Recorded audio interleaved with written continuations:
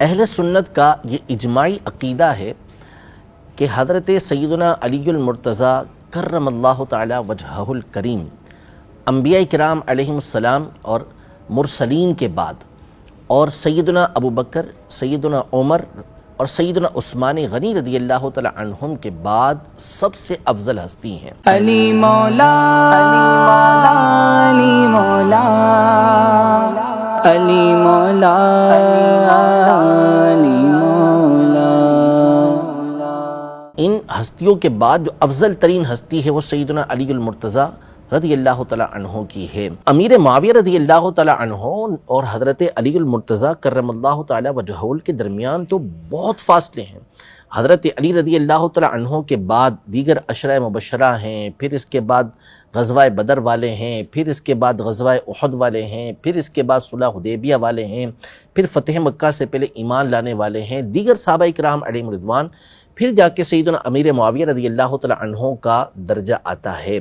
تو سیدنا علی المرتضیٰ کرم اللہ تعالی وجہہ الکریم کی تو ذات وہ ہے کہ جس کے بارے میں علماء نے واضح طور پر لکھا ہے کہ جس قدر حدیثیں صحابہ کرام علیہم رضوان نے اور محدثین نے حضرت علی المرتضیٰ کرم اللہ تعالی وجہہ الکریم کے فضائل کے اندر ذکر کی ہیں، کسی اور کے فضائل میں اتنی بیان بھی نہیں کی گئیں۔ اس کی وجہ یہ تھی کہ سیدنا علی المرتضیٰ کرم اللہ تعالی وجہہ الکریم پر طعن و تشنیع کرنے والے کچھ افراد موجود تھے۔ جو یزید اور یزید کے بعد کے افراد آئے تو وہ اہل بیت اطہار اور سیدنا علی المرتضیٰ کرم اللہ تعالی وجہہ الکریم کے اوپر طعن و تشنیع کرتے تھے، برائیاں کرتے تھے۔ تو پھر اس وقت محدثین نے، صحابہ کرام علیہم رضوان نے، تابعین نے بکثرت حدیثیں مولا کائنات مولا مشکل کشا رضی اللہ تعالی عنہ کی بیان کی۔ آپ کے فضائل قرآن و حدیث کے اندر بکثرت موجود ہیں۔ ایک روایت کے اندر موجود ہے کہ حضرت علی رضی اللہ تعالی عنہ کو اہل جنت میں اس طرح دیکھیں گے جس طرح دنیا کے اندر لوگ تاروں کو دیکھتے ہیں، یعنی جنت میں بھی اللہ تبارک و تعالی اتنا بلند مقام و مرتبہ حضرت علی رضی اللہ تعالی عنہ کو عطا فرمائے گا۔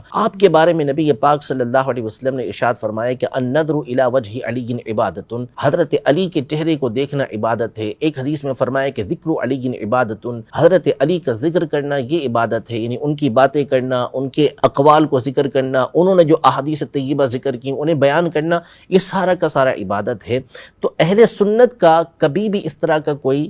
تصور اور کوئی اس حوالے سے عقیدہ رہا ہی نہیں ہے، کوئی تصور ہی نہیں کر سکتا کہ سیدنا امیر معاویہ رضی اللہ تعالی عنہ کا مقام و مرتبہ یہ حضرت علی کے قریب بھی ہو۔ البتہ اتنا ذہن نشین رکھنا چاہیے کہ کبھی بھی ایسا نہیں ہوتا کہ کسی ہستی کے فضائل کو بیان کرنا یہ اس بات کو لازم ہو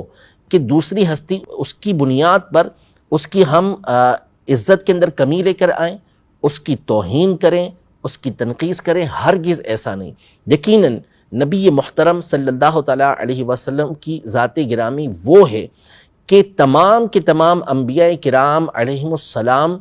آپ صلی اللہ تعالی علیہ وآلہ وسلم کے مقام کے قریب بھی نہیں پہنچ سکتے، حالانکہ سارے کے سارے انبیاء کرام علیہم السلام یہ معظم ہیں، مکرم ہیں، عزت والے ہیں۔ لیکن اب نبی پاک صلی اللہ تعالی علیہ وسلم کی ہم شان و عظمت بیان کریں تو اس کا مطلب یہ تھوڑی ہوتا ہے کہ دیگر انبیاء کرام علیہم السلام کی ہم نعوذ باللہ توہین و تنقیص کریں گے تو کفر ہو جائے گا۔ تو اسی طرح مولا کائنات مولا مشکل کشا رضی اللہ تعالی عنہ کے فضائل و کمالات کو بیان کرنا یقیناً سعادت در سعادت کی بات ہے، لیکن اس کا ہرگز مطلب یہ نہیں ہے کہ اس کی بنیاد پر حضرت سیدنا امیر معاویہ رضی اللہ تعالی عنہ یا کسی اور صحابی کی شان کے اندر گستاخی کی جائے گی۔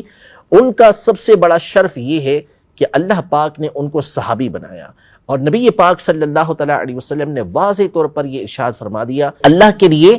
میرے صحابہ سے اللہ سے ڈرتے رہو، میرے بعد ان کو اپنے طعن و تشنیع کا نشانہ نہ بنا لو۔ جو ان سے محبت کرتا ہے وہ میری محبت کی وجہ سے محبت کرتا ہے، اور جو ان سے عداوت رکھتا ہے، ان سے دشمنی رکھتا ہے، ان سے کینہ رکھتا ہے تو وہ مجھ سے عداوت کی وجہ سے، مجھ سے کینے کی وجہ سے، مجھ سے بغض رکھنے کی وجہ سے ان سے بغض رکھتا ہے۔ تو لہذا تمام کے تمام صحابہ کرام علیہم رضوان عزت والے ہیں، تمام کے تمام صحابہ کرام تعظیم کے لائق ہیں، تمام کے تمام صحابہ کرام علیہم رضوان وہ ہیں کہ جن سے محبت کی جائے گی۔